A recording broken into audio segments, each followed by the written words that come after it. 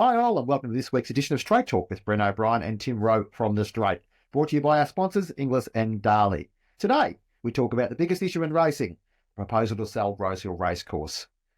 In Breeding and Bloodstock, we discussed the pending sale of Bella Nipotina, the appointment of Andrew Hore-Lacy to the role of Thoroughbred Breeders Australia and Oswald CEO, plus the pressure on smaller to middle-range breeders and what that means. We also have the latest on the developments of the world of wagering, including relieving of some of the fees on smaller bookies. Tim, let's get stuck into it. Rosehill has been the biggest issue in racing over the last 15 months. It continued to be at least until April 3 at this stage. There's obviously a lot going on the last week. The ATC released their notes to members last week about the voting and how it's going to work and their, proposal. How have you sort of seen how it's played out over the last week or so, Tim? It's got a bit messy, hasn't it? Sort of both factions or sides of the argument, the Peter McGauran pro-sale, and then the staunch opponents to the sale, Save Rosehill, a very vocal group, made their opinions, all and sundry. Everyone has heard what they believe to be the right outcome, and that's keeping Rosehill, of course.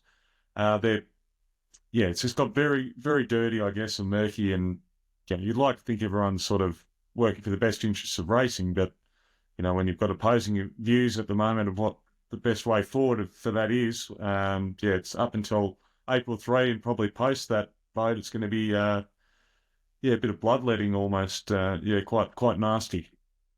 Yeah, it seems to be like there's a lot. It's a complex issue, and it always was a complex issue, and I think the ATC were aiming to get to a point where they could, where they could put the case simply as possible to members, and they say they've tried to achieve that. Now, I spoke to Peter McGauran at length last Friday about this. We've got a clip for that coming up in a minute, but obviously the key aspect was that they wanted to put forward is, here's the people we wanted to buy it, the government, and here's how much money we're going to accept, $5 billion. And then we just need you to vote to say yes or no, and if you say yes, you have to agree for us to dispose of this core asset. So it's a really simple premise, I suppose, at its heart.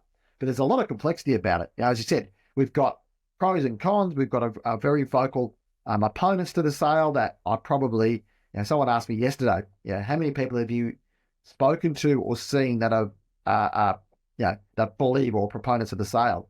And I would probably think maybe 5 compared to probably 150 on the other side. Now, maybe that's the social media or the circles you mix in, but it certainly seems the ATC have a bit of an uphill barrel to push on this stuff at the moment. And then we've got sort of other aspects going on. The opponents are talking about some issues with the voting process and the way the proxies work. I don't want to necessarily get into that, but there's concerns around that. There's also concerns around the ATC employing call centres to go out and encourage people to vote, whether that's actually encouraging people to vote yes or just to vote full stop. And then we've got suggestions coming through that some significant voices in the racing industry have been effectively censored from speaking about this, which is quite remarkable when you consider. I mean, I don't think you're going to have much luck trying to censor Gay Waterhouse. Sure, let's find a way to get her voice out there, but it's messy is probably the polite way to describe it, isn't it, Tim? Yes, that was an interesting. You're referring to a Sky Racing extended interview that Ray Thomas apparently did with Gay that hasn't gone to air yet. Whether it does, time will tell. But as you say, I think Gay can get her opinions out there, and she transcends racing. That's what's great about Gay. So I guess if she wants to, she'll get heard on the mainstream talkback radios and TVs and things like that, I'd imagine, if she wants to go down that route and as a vocal opponent of selling Rosehill. Yeah, and Sky said that the interview's just been delayed, it hasn't been censored, whatever else, but there are suggestions, including a question raised by Gay Waterhouse herself about what's going on with that space. So there's a lot in play here. As I mentioned, I spoke with Peter McGauran, the ATC chairman, about the issue of what the members do and don't know at the moment, as well as the role of Racing New South Wales. You can't expect for the club on April the 4th to have all of the details, given it's a decade-long infrastructure project that will involve many stakeholder groups. We will have the input of trainers, jockeys, owners, members and breeders. There might be ideas from them that we haven't even thought of. The simple fact is we can't proceed with all of the detailed planning without approval of the $5 billion offer. Yeah. We need to know if this is achievable with members and government. Yeah. And I guess the second part of that is the government. The second part of that is the government. I mean, what are the guarantees around that? I mean, is there any certainty the government will actually pay this $5 billion, Peter? I don't speak for the government, but Yep. Premier Min's reaction yesterday was very encouraging. He said that it was a reasonable offer. He also said he expected negotiations to be long and laborious as well, which, you know, would indicate that there may be some work to be done in terms of just getting the deal over the line. Well, we're not going to get to that stage unless they agree to $5 billion sale. Yeah. That's the guarantee for members. This is the biggest property Yep. transaction in the history of Sydney. Yep. It's 62 hectares, which have ramifications for Randwick, Canterbury, Warwick Farm, and a new racing and training centre. One of the questions sort of all the way along around about this, and some raised by members and raised by various people here, is about the funds distribution and how Racing New South Wales fits into that, Peter. I mean, is there clarity on how much of the eventual net proceeds will be retained by the ATC and how else it might be shared through the industry? All of it will be retained by the ATC, and we've published a summary of one future fund investment operation. There are other models we could consider, but the proceeds are taken as an endowment for the ATC. We will be independently responsible for the $5 billion. Yeah. And obviously the last few months have been a busy time bringing this proposal together. How much have you spoken to Racing New South Wales and Peter V'landys about this and about sort of, getting this together? Because obviously it significantly involves obviously Racing New South Wales' cooperation as well. We have provided Racing New South Wales with the appropriate documentation at the crucial stages, given that it's a regulator, and they have had no objection to the proposal coming forward to members in this fashion. Plenty to digest in that that clip, and the rest of the interview, which featured on the Straight this week. As I mentioned, there's plenty there to look through. Tim, dare you make a prediction of what members might do on April 3? You've not touched on this. There's the vocal people at both sides of this argument, but there is a lot of, I think, of the 11,000 members, there'd be a great proportion that are ambivalent to what happens, unfortunately. We've got compulsory voting in Australia, but probably for good reason, or, you can make cases both sides where this isn't, you're not forced to vote. So I'm sure some just won't vote at all, or they're ambivalent to what happens. $5 billion, a lot of money. Take the money and run. So I think it'll be closer than maybe the Save Rosehill people suggest. But you'd have to have the no vote favourite at this stage, I would have thought. Okay, it's time for our daily stat of the week. Did you know that 1 in 3 Golden Slipper winners over the past 15 years have been sired by a Darley stallion? And this year, Street Boss has one of the top contenders. He's no stranger to success, with 7% stakes winners to runners, and 1 in 6 of his progenies wins this season coming at stakes level. He's second only to the outstanding 2 Down Hot when it comes to percentage terms. And here's a rare feat. Street Boss's progeny took out both the Todman and the Riesling Stakes, the 2 key Golden Slipper lead-ups, something no stallion has done since 2001. Okay, Tim, let's chat breeding and bloodstock. In particular, news this week that Bella Nipotina would be offered for sale this year, the Everest winner. You've covered this story and spoke to several of the major players involved. Talk us through sort of, how this evolved and what goes on from here.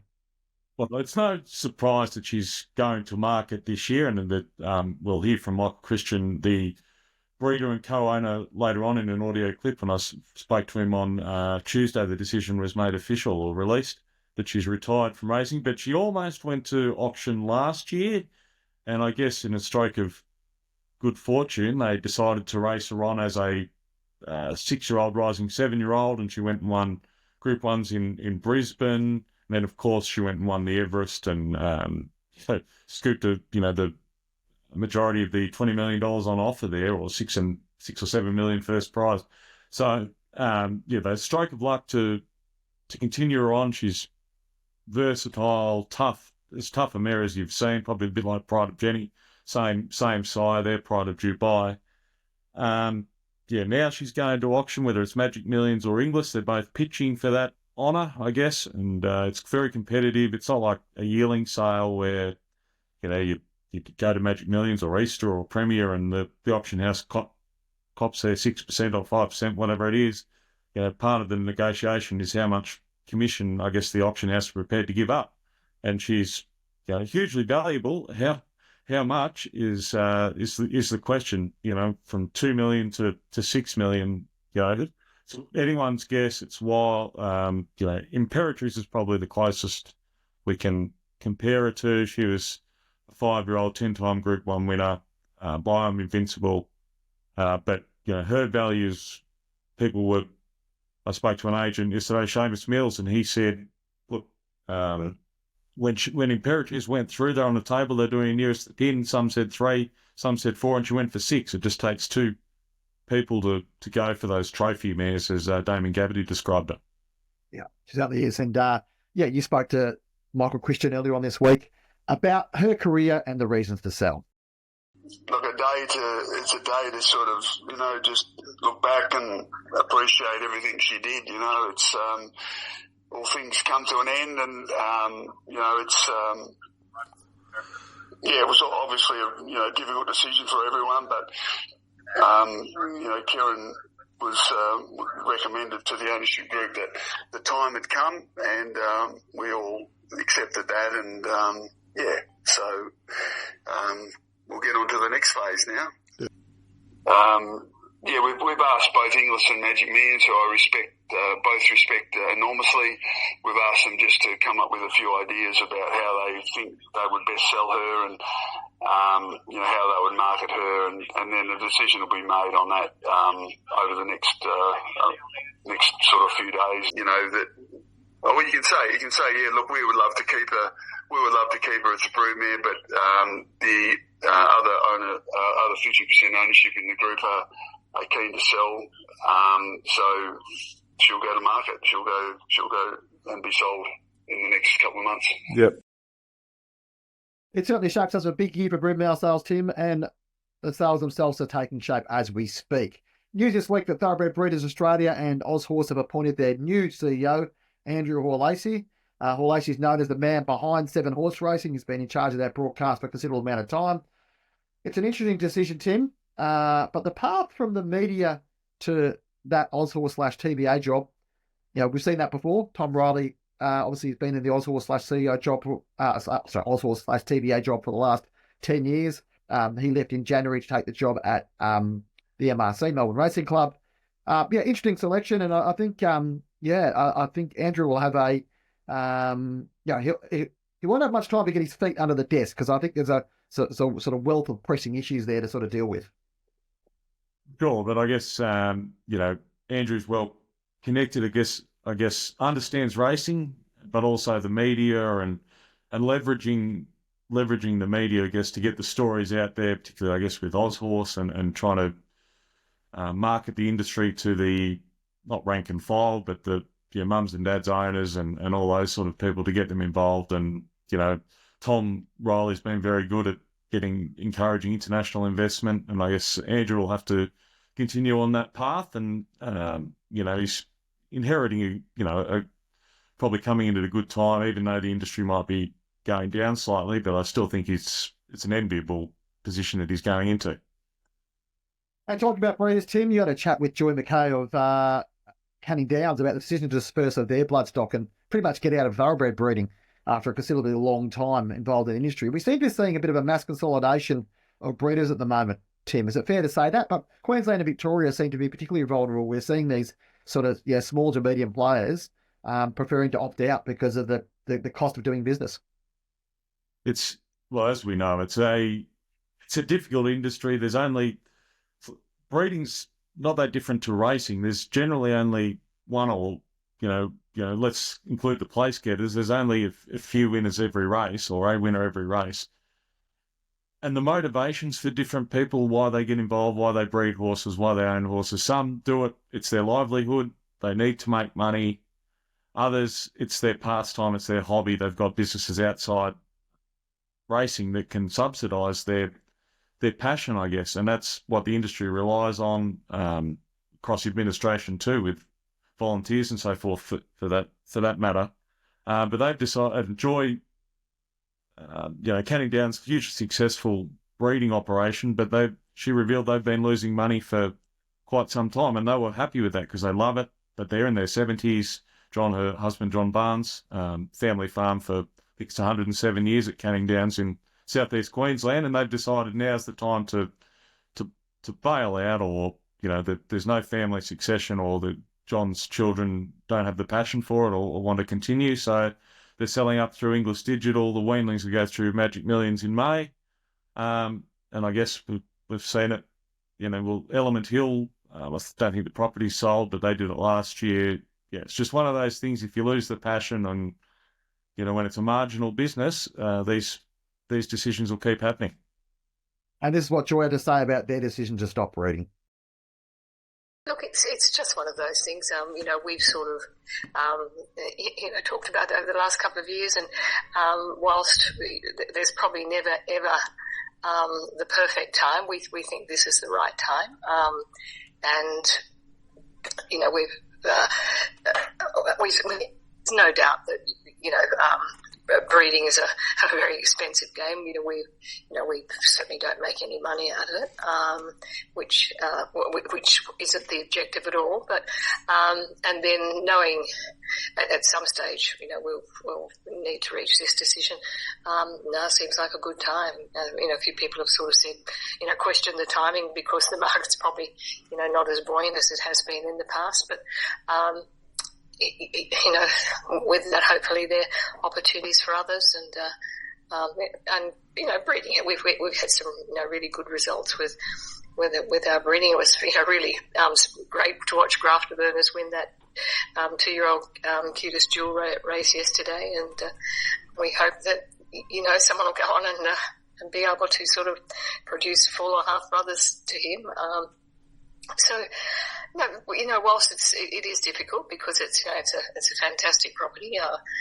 John's family's had it now for since 1917, and I think probably I think people can see that the horses we breed here are